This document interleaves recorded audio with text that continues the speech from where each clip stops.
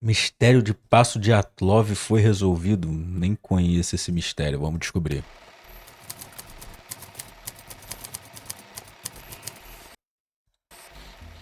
Um dos incidentes mais enigmáticos da história aconteceu no interior da União Soviética há mais de 60 anos. E 9 é jovens tempo, hein? sumiram nos Montes Urais e nenhum deles foi encontrado com vida.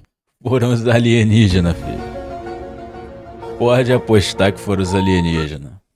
E a história não para de ficar pior. Alguns foram completamente mutilados. Alguns Que corpos estavam isso, com os mano? crânios esmagados e as costelas quebradas. Outros pareciam ter os olhos arrancados.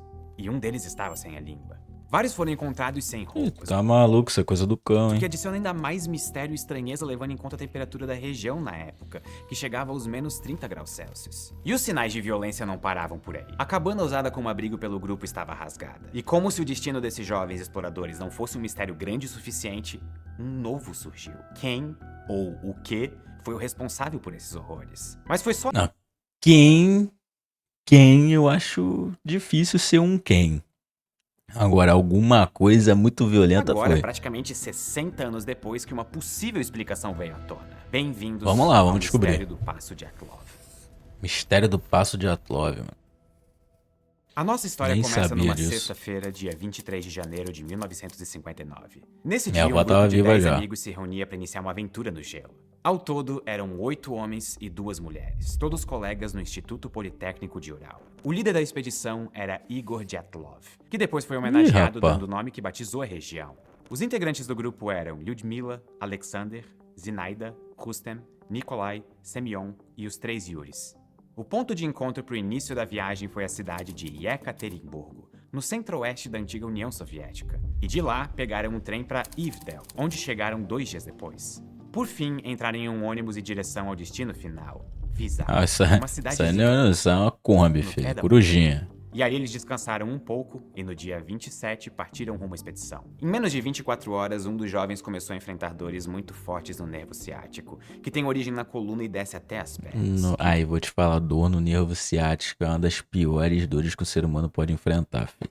Trava tudo. Por conta disso, Yuri Yudin acabou desistindo daquela aventura e precisou voltar para casa. Ele certamente ficou frustrado, mas o que ele não sabia era que aquela dor salvaria a vida dele, porque depois daquele momento, ele nunca mais veria os amigos. O grupo, agora com 9 pessoas, seguiu viagem. Nos dias seguintes, a escalada seguiu como era de se esperar. Nós sabemos disso porque encontramos os diários do grupo. 28 de janeiro. O clima até aqui está sorrindo para nós. Está apenas 8 graus Celsius lá fora. Depois do Apenas 8 graus Celsius. Meu amigo, e o dia tá sorrindo, hein? Caralho, o dia que a minha esposa me enfiou num lugar que tava menos 8 graus Celsius, filho. Eu que sempre falei pra ela, porra, eu gosto de frio pra caralho. Eu quis sair correndo igual um louco, filho. Tá doido, é muito frio. jantar, nos sentamos por um tempo ao redor Aqui em casa, quando bate 16 graus, eu já fico já boladíssimo. Eu falo, caralho, vou congelar. da fogueira, cantando canções de amor. 29 de janeiro.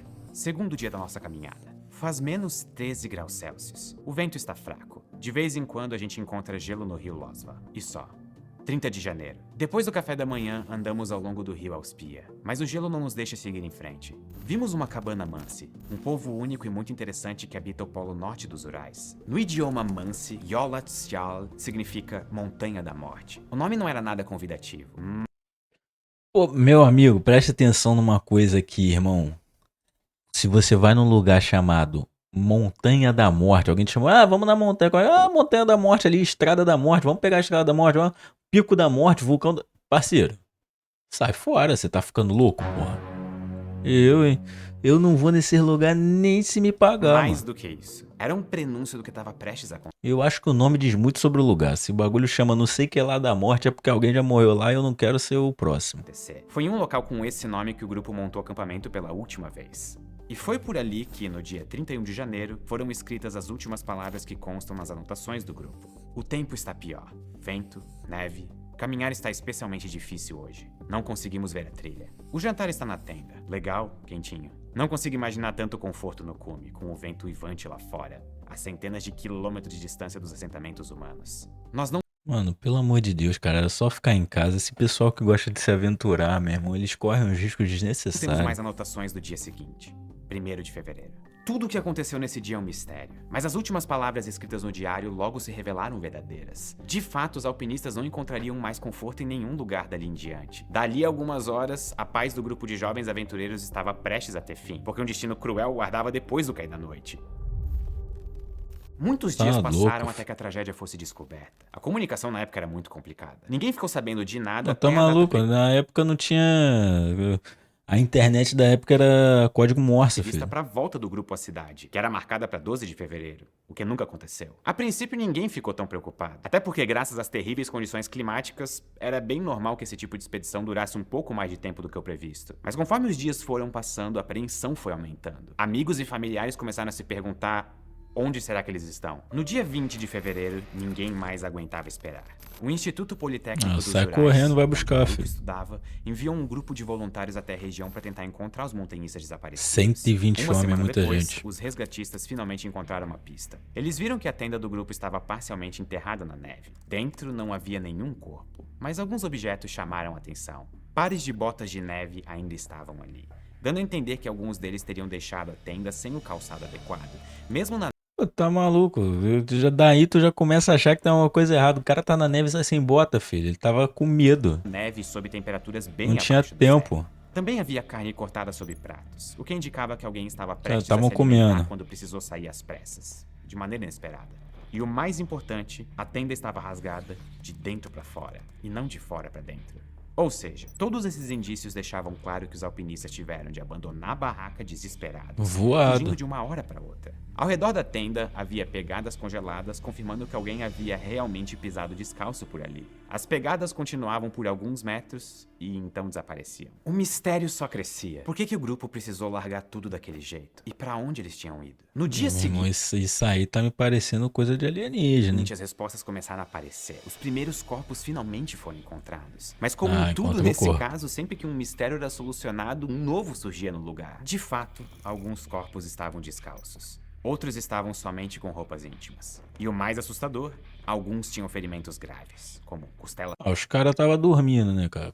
Tem que levar em consideração também que os caras tava dormindo. Tu não dorme de cara, tudo bem, tá um frio do caralho.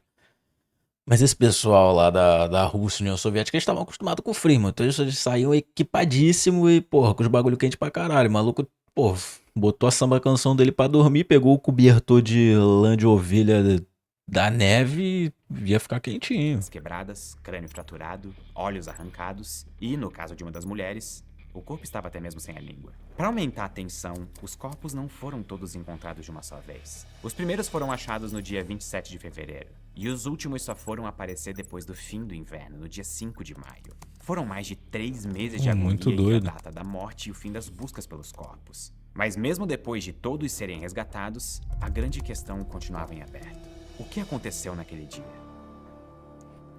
Cara, assim, saindo do lúdico, né, que é a questão de alienígena, que realmente eu não acho que foi isso.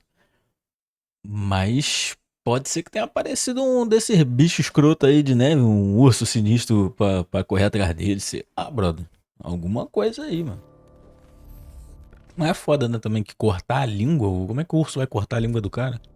Muitas teorias surgiram para tentar explicar essa história. E quando eu digo muitas, são muitas mesmo. De acordo com a BBC, existem aproximadamente 75. Muitas delas giram em torno do fato de que muito. a tragédia aconteceu na União Soviética, que é historicamente uma nação cercada de segredos. Em plena corrida espacial da Guerra Fria, os soviéticos viviam fazendo testes e lançando satélites. Por isso, Os caras vão falar que eles sabiam demais e por isso alguém foi lá matar eles e a língua cortada é um sinal. houve quem acreditasse, por exemplo, que um foguete teria caído no local e o caso tivesse sido acobertado pelas autoridades da época. Outros Difícil. apostavam em uma Não é ter atuação sinais. direta da KGB. A teoria diz que o serviço secreto soviético teria feito algum teste militar de algum novo tipo de arma. Até porque, detalhe, nas roupas de alguns dos mortos havia vestígios de radioatividade. Ou, quem sabe, os agentes tenham Aí realmente pode ser que a teoria do foguete faça sentido. confundido os montanhistas com fugitivos dos gulags, os campos de trabalho forçados da União Soviética. Mas apesar dessas teorias parecerem o exemplo perfeito de teorias da conspiração, teve gente importante desconfiando que alguma autoridade podia sim estar por trás da tragédia. O ex-presidente russo Boris Yeltsin, por exemplo. Mas mesmo com o fim da União Soviética, nenhum documento, nenhuma prova, nada foi encontrado que pudesse colocar a culpa da tragédia no antigo regime. E enquanto isso, Outras pessoas também integraram a lista Pô, mas aí tu acha que os caras vão também guardar documento que incrimina eles, pô? Brincando, né? de suspeitos. Lembra do povo Mansi, que chegou a ser citado no Diário dos Exploradores? Algumas pessoas acreditavam que eles teriam sido os responsáveis pelo massacre, talvez por terem considerado que os montanhistas tinham invadido um terreno sagrado ou algo do tipo. Alguns indígenas chegaram até a ser interrogados, mas a comunidade mais próxima ficava muito distante de onde os corpos foram encontrados. Além disso... Ah, irmão, mas pro povo que tá habituado nesses terrenos assim, que conhece a área como a palma da mão, nada é longe, filho. Pesquisadores garantem que não há qualquer histórico de violência por parte do povo Mansi. Ah, então aí já Muito menos ajuda. algum vestígio de que pessoas de fora teriam estado na cena do crime. Então, se ninguém de fora assassinou os alpinistas, será que um deles teria matado todos os outros? Ou Que não é difícil, né? E também pode ser que um deles tenha tomado um chá de ficar doidão aí estragado e saiu fazendo a barbárie. será que uma briga generalizada acabou terminando em matança? Não foi isso que as autópsias indicaram. O nível de mutilação dos corpos sugeria uma força muito maior do que a de humanos. Então, será que talvez o que causou isso foi um animal? Algumas teorias culpam Pode renas, ser. ursos e até... Não, urso. Provavelmente urso. Rena acho difícil. Rena. Pô, como é que a rena vai cortar a língua de alguém, mano? Sei lá, como é que um bicho vai cortar a língua de alguém? Sei lá. Porra. Yetis, Eu, que é outro... eu tô apegado ao fato de que um animal, por mais violento que seja, não tem como cortar perfeitamente a língua de alguém. Tendo em vista que a pessoa não vai enfiar a língua pra fora na hora que o animal vai dar uma patada no meio da cara dela, né? nome para Homem das Neves. Eu gostaria muito de acreditar nessa teoria, se não fosse um detalhe. Yetis não existem. E por falar em explicações místicas, muita gente também... Aí, ó. Pronto, chegamos no alienígena. Essas pessoas alegavam que luzes estranhas teriam sido vistas no céu naquela noite. Teorias sobrenaturais não faltaram. Só que as naturais, é claro, foram as que mais chamaram a atenção dos cientistas e investigadores. Foram sugeridas Mas quando é natural é mais fácil de descobrir, né, cara? Como é que esses caras não descobriram até hoje? hipóteses de uma tempestade de raios. Suspeitaram também de uma anomalia gravitacional. E houve até quem colocasse a culpa num fenômeno chamado infrassom, em que uma ventania forte teria produzido um ruído de frequência tão baixa capaz de gerar estresse suficiente para provocar uma onda de pânico. O problema é que nada disso jamais foi comprovado. Depois de décadas com teorias sendo descartadas, parecia que o enigma ia durar para sempre.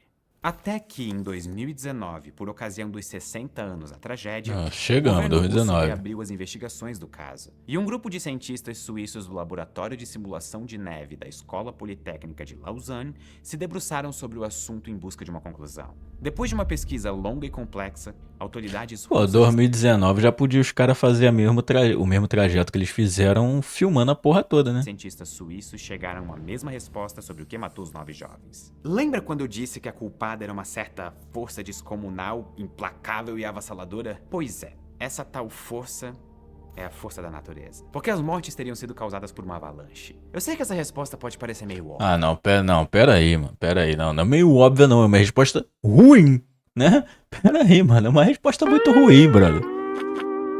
Pô, eu tô aqui esperando um puta monstro, um bicho, um bagulho tipo assim, acredita-se que foram alienígenas, até hoje não sabemos. Porra, uma avalanche, porque eu ainda tô apegado a como é que a avalanche cortou a língua da mina, brother.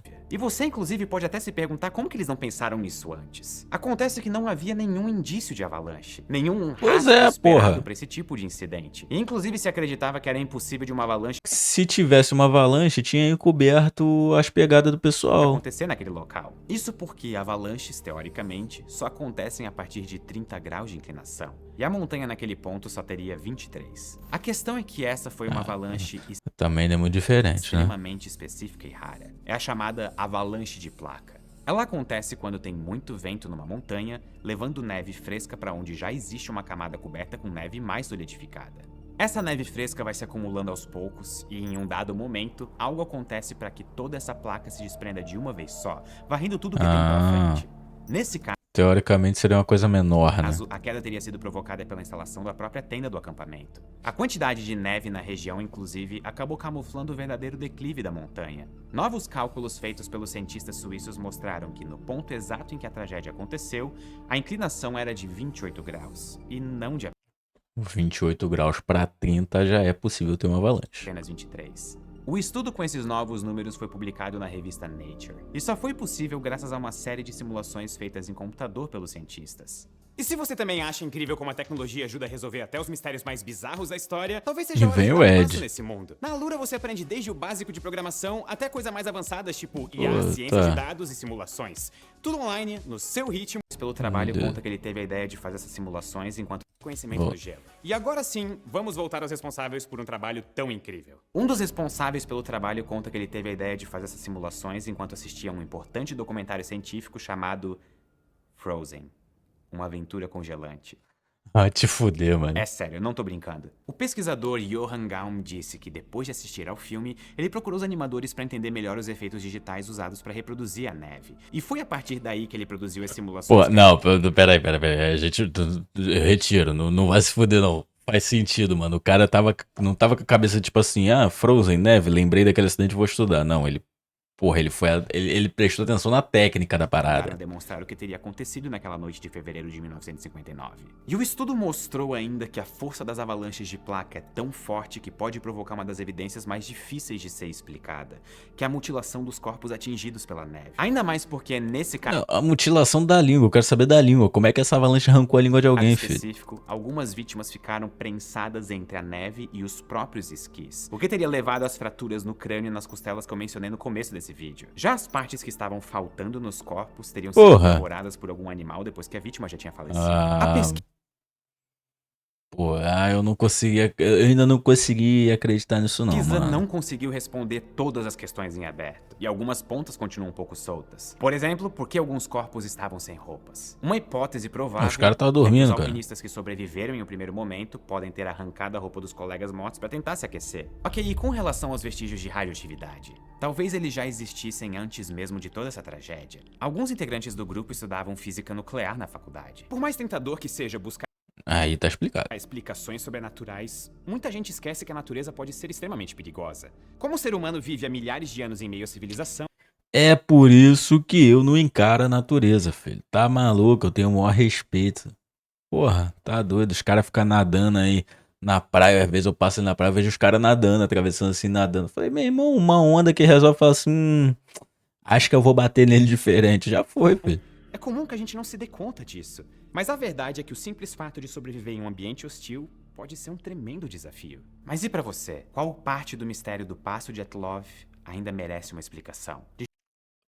Como que essa língua foi Digita cortada? aqui nos comentários. Muito obrigado e até a próxima. É isso, mano. Se você tiver uma explicação também, você me explica como que essa língua foi cortada mesmo com a avalanche, esqui, a porra toda. A mina tava comendo na hora que desceu a avalanche, pegou no esqui, decepou a língua dela. É foda. Ou um animal conseguiu abrir a boca dela, se é que ela tava de boca aberta. Se bem que ela podia estar de boca aberta, né?